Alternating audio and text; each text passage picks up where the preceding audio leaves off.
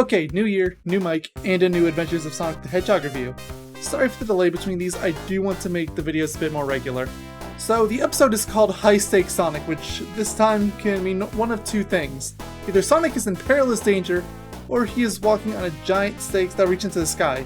Either is equally possible, really. We start with a gamble between what appears to be a monkey and a loan shark. A gamble in the most sacred of rights: rock, paper, scissors.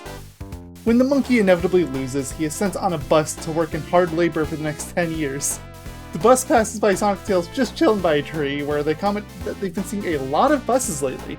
Sonic decides to play detective and find out where the buses are going, and Tails decides to follow behind him. We see the shark conning some sheep in the same way as the monkey in a barrel from earlier, which I am only just now realizing was the whole joke with that.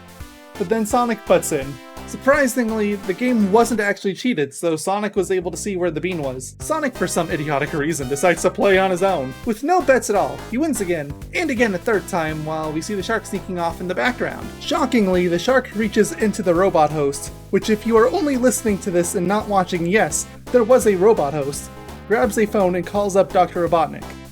Instead, though, we see the gambling victims working in a desert on a Robotnik Sphinx. Sure, they're making a Robotnik Sphinx when Grounder tells Robotnik that he has a call coming. Oh, right, you see kids, before cell phones were a thing, you needed a phone to be connected to a line and thus the ground. You get it. The shark tries to tell Robotnik what happened, but Robotnik isn't having it. Robotnik hangs up immediately and name drops Casino Night Zone. No, really, it's the first thing he says. It's very jarring. What's more jarring, though, is that it's a proper gimmick for the episode now. The sheep all get suckered into going into the newly built Casino Night Zone, where we see them all sitting upright playing slots. Or trying to. The slots rob them of their wool the second they pull the levers. And even gives them barrels like the monkey at the start of the episode. These numbskulls are still not learning their lesson and are still gambling. I get what the episode is trying to say about gambling addictions and all, but don't they get sent off to involuntary servitude once they lose everything they have? What can they possibly have left? Many more games of various types later, Sonic gets involved disguised as a construction worker. Somehow these disguises still work and Sonic still dupes scratching and giving over the keys to the kingdom. Literally. Sonic breaks into the security box and hits random buttons, assuming that it will stop the casino from cheating. Shockingly, it actually works, and the sheep win a game. Sonic, for unknown reasons, reveals himself to the robots. Then he grabs Tails and brings him to an age-appropriate nursery. Instead of taking offense to this, like any other iteration of Tails would, he goes and plays in the ball pit instead! You know what, actually, can we get this version of Tails back? It's actually kinda cute. Sonic leads the Dumbo duo to a giant dam where he turns off a waterfall, builds a giant slot machine, and puts on another disguise, which of course completely fools them both. He convinces them to pull the slot machine, which of course they do. They end up winning too.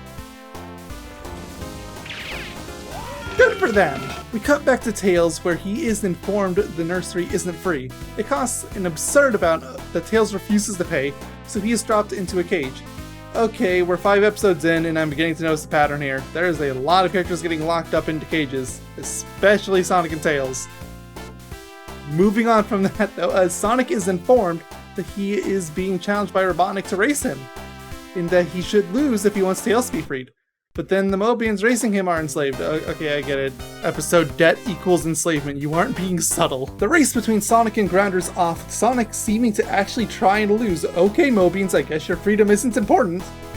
Also, why are we even assuming Robotnik would honor the deal to free Tails? I wouldn't in his position.